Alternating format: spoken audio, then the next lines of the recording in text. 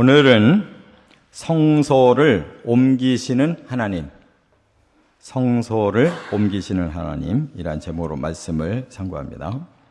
우리가 앞에서 성전을 떠나시는 하나님을 보여주셨습니다.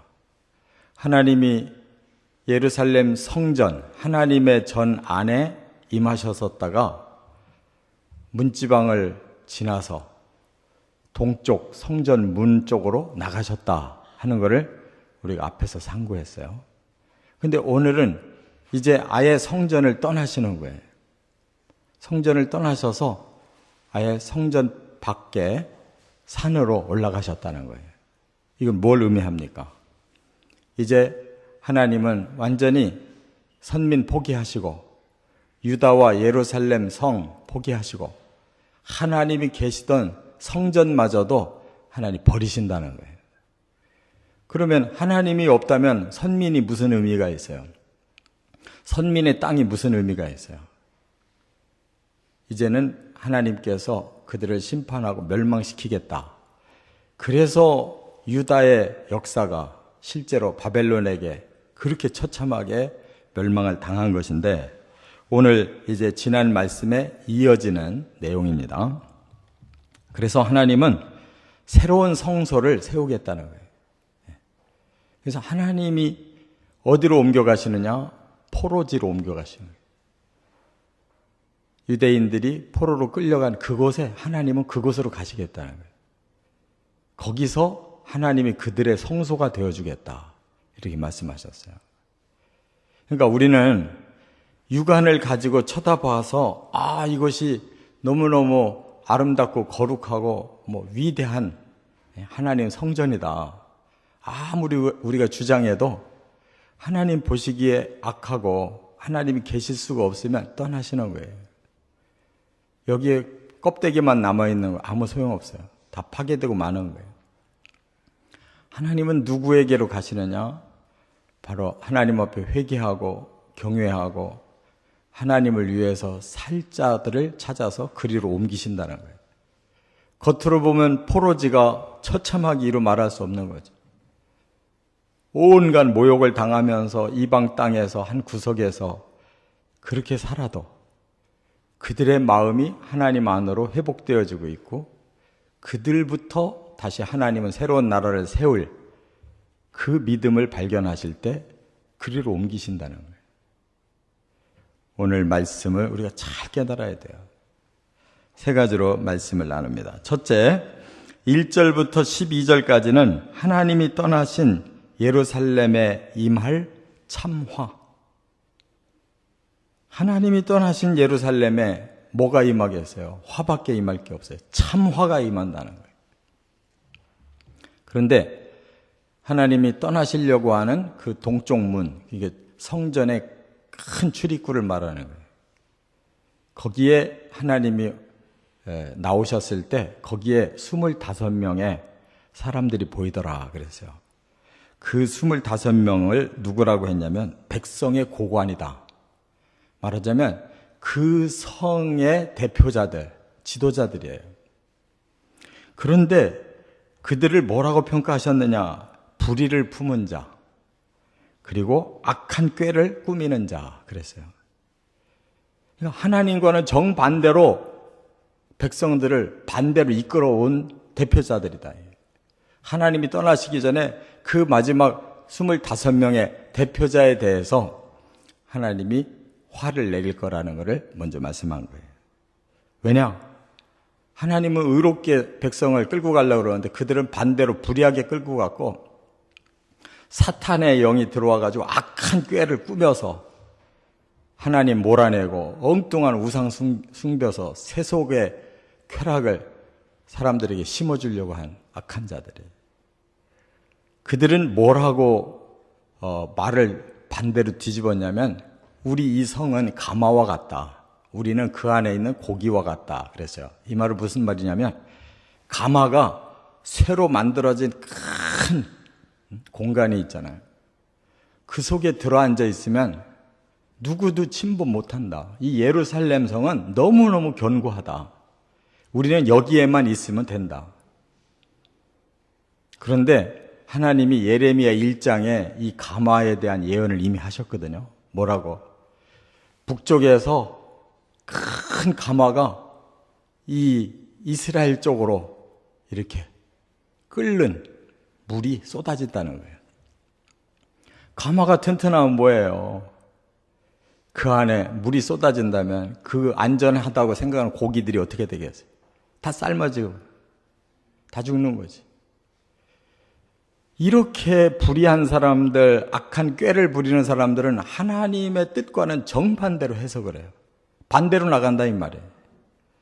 하나님은 지금 북방에서부터 징계의 재앙을 내리려고 가마를 보여주셨는데 그들은 그 가마가 자기들이 그 속에 앉아 있으면 아주 안전한 예루살렘이라는 거예요. 그들이 요리조리 피해서 예루살렘에 이제 남아있는데 이미 1, 2차 포로들은 다 가고, 그런데 그들은 거꾸로 우리는 너무나 복받은 사람이라 여기 남아있고 저것들은 다 하나님 앞에 저주받고 잘못돼서 다 저렇게 망해서 간 자들이다 이렇게 본다는 거예요. 과연 그러냐? 그렇기 때문에 하나님께서 너희들이 이 안에서 그 불의를 가지고 많은 지도자들이 많은 사람들을 죽여놨는데 너희들이 바로 그런 시체가 될 거야. 이 예루살렘이 바로 이제는 뚫리는 가마가 될 거야. 반대로 말씀한 거예요. 불의라는 게 뭐예요? 의롭지 못하고 올바르지 못한 일을 해가지고 남을 죽이고 남의 영혼에 상처 주고 사람들을 참으로 고통 주고 잘못 만들어 놓는 게 그게 바로 불의라는 거예요. 그 의와 불의를 집행할 수 있는 바로 지도자들이 엉망으로 해가지고 이 땅을 이렇게 만들어 놨다는 거예요. 그래서 하나님이 이제는 내가 너희들을 이 성읍에서 다 칼로 멸망시키고 남아있는 자들 끌어내서 온 세상에 흩어버릴 거다. 과연 이 성이 안전한 가마인지 내가 너희들 앞에 두 눈으로 볼 수 있도록 증명시킬 거다. 이렇게 말씀합니다. 그러면서 하나님이 징계하시는 그 근거가 뭐냐? 너희는 율례를 행하지 않았다. 규례를 행하지 않았다. 말씀에서 떠났다는 거예요. 니들 멋대로 했다는 거예요. 그리고 그 자리에서 대표 브라디아라는 사람을 즉사하게 만들어요. 25명 중에 대표 2사람이 있었는데 그 사람 중에 한 사람 브라디아를 그 자리에 죽이셨어요. 그 말은 뭐예요? 이 예루살렘 망하는데 제일 먼저 멸망할 자가 그 지도자라는 거예요. 이 성에 많은 피를 흘리고 하나님 말씀을 뒤집어서 정반대로 사람들을 혼란을 줘가지고 백성들이 무조건 이 성 안에만 남아있으면 살 거라고 하나님이 일찌감치 예레미야를 통해서 너희들은 항복해라. 지금 항복하는 것이 사는 길이다. 근데 그들은 반대로 우리는 끝까지 저항하고 우리 성 지켜야 된다. 무조건 사람 생각으로 밀고 나가다가 결국 제일 먼저 징계가 이 지도자들에게 임했다 그 말이에요. 이처럼 하나님의 말씀을 떠난 자, 그들은 결국은 하나님의 말씀에 의해서 심판당한다는 것을 우리가 깨달아야 돼요. 두 번째, 13절부터 21절은 뭘 말씀하느냐? 하나님이 성소로 삼으신 포로에게 임할 복을 말씀하고 있어요. 나는 이제 내가 포로에게로 가기 때문에 그곳이 성소다. 그 포로들의 성소가 되어줄 것이다. 하나님이 친히 성소가 되어주신대요. 그러면 그들이 겉으로는 비참한 포로 생활을 하지만 실제로 어떤 복을 받을런지 너희들 한번 봐라. 그 말이에요. 뭐가 진짜 복인지. 예루살렘은 화려한 것들이 남아있지만 그건 조금 있으면 다 부서질 거예요. 포로들은 지금 비참하게 살지만 조금 있으면 복을 받을 거예요. 그 복이 뭔가를 여기서 말씀했어요. 예루살렘에 남은 자들은 아까 말씀드린 것처럼 저 포로된 것들은 저주받은 것들이야. 우리가 바르게 생각하고 바르게 이렇게 많은 신들을 섬겨서 우리가 복받고 있는 거야. 이렇게 생각했다는 거예요. 그러나 반대로 하나님이 너희들이 바로 그렇게 저주받고 너희들이 온 세계로 흩어질 거야. 여기 있는 사람들은 온 세계로 흩어진 게 아니라 바벨론 땅으로 잠깐 옮겨서 거기서 보호받고 있는 거야. 하나님이 그들을 보호하는 성소가 되어 주실 거야. 이게 하나님의 뜻이에요. 지금 화려하게 잘 사는 것 같은데 나중에 완전히 지리멸렬해서 전 세계로 흩어지는 꼴을 당하는 게 복이냐? 아니면 잠깐 옆 나라로 옮겨져서 하나님의 보호를 받고 그들이 다시 새롭게 재기할 수 있는 그 복을 받는 게 그게 복이냐? 그럼 그들에게 어떤 복을 주신다고 그랬어요? 그들이 흩어졌으나 다시 이스라엘 땅을 그들에게 주겠다. 돌아온단 말이죠. 포로들이 다 돌아온다는 거예요. 그래서 그 빈 터를 다시 세울 거라는 거예요. 이게 복 아니겠어요? 그들에게 한 마음을 주겠다. 그들에게 새 영을 주겠다. 그들에게 돌 같은 마음을 바꿔서 마치 여기 보면 어떤 마음을 주신다고 했습니까? 살처럼 부드러운 마음을 주신다. 그게 바로 이제는 말씀이 깨달아지고 성령이 부어지니까 사람이 거듭난다는 거죠. 이게 복인 거예요. 뭐 물질이 많아지고 뭐 명예가 높아지고 권세가 생긴다고 그게 복이 아니고 우리 마음이 돌같이 굳어져서 고집부리고 하나님 뜻 저버리고 우리 멋대로 살다가 다 얻는 것 같은데 하루아침에 다 잃어버리는 거고 이 사람들은 이미 다 잃어버린 사람들인데 그 마음을 하나님이 살처럼 부드럽게 마음을 바꿔주시고 새 영을 부어주시고 모두가 성령 안에서 한 마음이 돼서 거듭난 새로운 공동체를 만드신다는 거예요. 이들이 다시 이스라엘로 돌아올 것이다. 그들이 새로운 나라를 세울 것이다. 그러나 끝까지 가증한 것, 하나님이 미워하시는 것을 따르는 자들은 영원히 사라져버릴 것이다. 이렇게 말씀을 마감하셨어요. 끝으로 세 번째, 22절부터 25절까지 동쪽 산에 머무시고 환상을 거두신 하나님. 하나님이 이 동쪽에 현관이 있는데 성전 현관이 거기서 아예 나가서 더 동쪽으로 올라가셨더니 동쪽 산이 있다는 거예요. 이거는 실제로 그렇게 돼 있어요. 예루살렘에 가시면 예루살렘의 한 복판에 성전이 있어요. 성전의 문이 동쪽으로 열려 있어요. 지금도 그 동쪽 문을 나오면 동쪽 성벽에 문이 하나 있어요. 그걸 보고 황금문이라고 그래요. 거기서 나오면 기드론 골짜기로 내려가서 다시 올라가는 데가 겟세마네 동산이고 그 산 정상이 감람산이라는 거예요. 하나님이 감람산으로 올라가셨어요. 왜? 심판의 상황을 진두지휘하고 내려다보시기 위해서. 근데 이 말씀이 스가랴 14장에 이미 예언되어져 있어요. 하나님이 감람산으로 내려오셔서 그 산이 두 쪽 날 것이다. 그리고 심판이 떨어질 것이다. 그 땅에 빛이 사라질 것이다. 그 후에 다시 예루살렘으로 그분이 들어가셔서 거기서 샘이 터져 나올 것이다. 그 샘물이 동으로 서로 나갈 것이다. 거기에 새로운 나라를 세울 것이다. 이게 스가랴 14장의 내용이에요.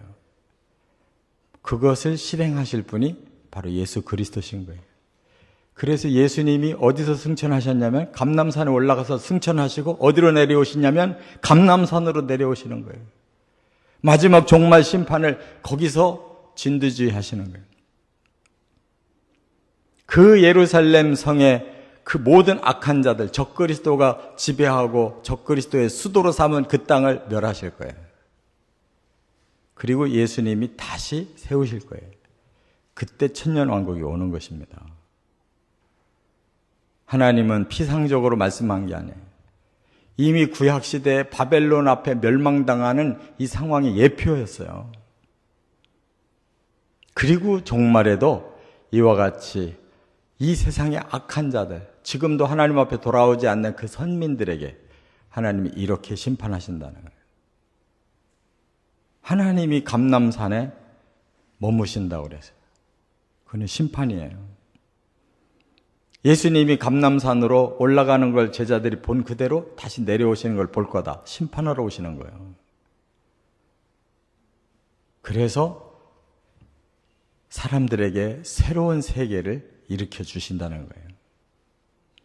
그러니까 우리는 바로 예수를 믿는 사람들이에요. 심판하러 내려오시는 감람산에 서시는 예수를 만나려고 하는 게 아니라 우리는 이미 공중에서 부활이 돼가지고 그 환난을 이미 피하게 해놓으신 참된 그리스도인이 돼야 될 줄 믿습니다.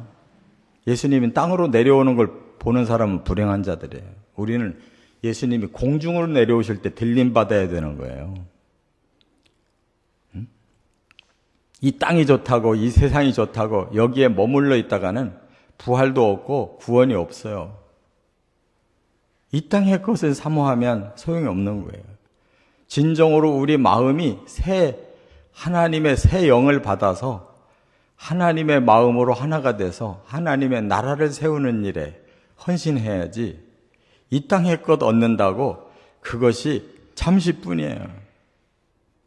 금방 다 사라져버리고 그것 때문에 처참한 영원한 멸망에 빠질 수가 있는 거라는 거예요. 이 말씀은 저는 말씀을 지금 들어갈수록 너무 정확해서 제 자신이 두렵고 에스겔에게 너는 파수꾼이다. 반드시 전해야 된다. 만약 안 전하면 그들의 핏값을 너에게서 찾겠다고 그랬어요. 저는 말씀대로 전할 수밖에 없어요. 저도 그 중에 똑같은 한 성도로서 저 자신도 순종해 가면서 성도들에게 순종하도록 말씀을 전할 수밖에 없어요. 꼭 깨달으시고 하나님의 그 계획에 순종해 나가는 저와 여러분 되시기를 주의 이름으로 축원합니다.